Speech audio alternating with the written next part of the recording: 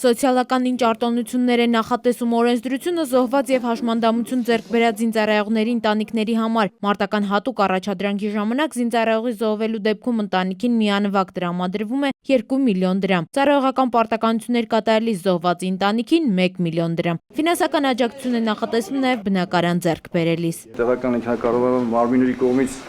բնակաշխարման հերթում ընդգրկված զոհված մահացած զինծառայողների ընտանիքների անդամները եւ հաշմանդամ դարձած զինծառայողները տվյալ երամսյակում ձևավորված կադաստրային արժեքների համաձայն վճարվում է նրանց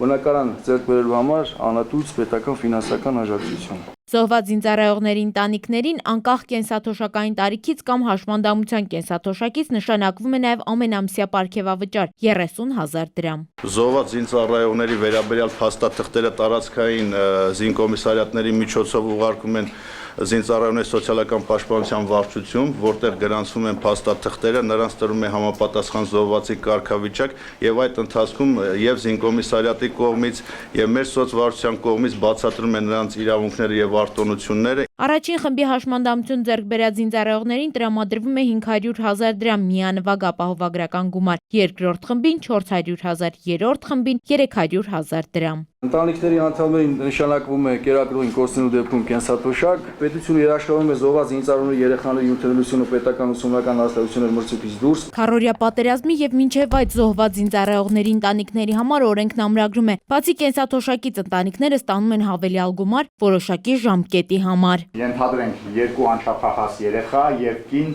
ով խնամում է այդ երեխաներին։ Սպայական կազմի զոհված զինծառայողներն, ովքեր պայմանագրային ծառայության մեջ են եղել, այդ գումարը կկազմի մոտավորապես 250,000 դրամի կարգի, իսկ սպայականից բացի պայմանագրային կազմի այլ զինծառայողների պարագայում եւ պարվադիր կկազմի շուրջ ուրեմն 200,000-ի կարգի։ Քառօրյա պատերազմին մասնակցեցին նաև մեծ թվով կամավորներ, բայց այս երաշխիքները վերաբերում են միայն զինծառայողներին։ Վարչապետի որոշմամբ ստեղծվել է աշխատանքային խումբ, որը մինչև ապրիլի 20-ը պետք է կառավարություն ներկայացնի առաջարկներ ռազմական գործողությունների հետևանքով զոհվածների ընտանիքների սոցիալական խնդիրները լուծելու համար։ Հայկուհի Ասատրյան, Ավետ Տավյան, ժամը լրատվական։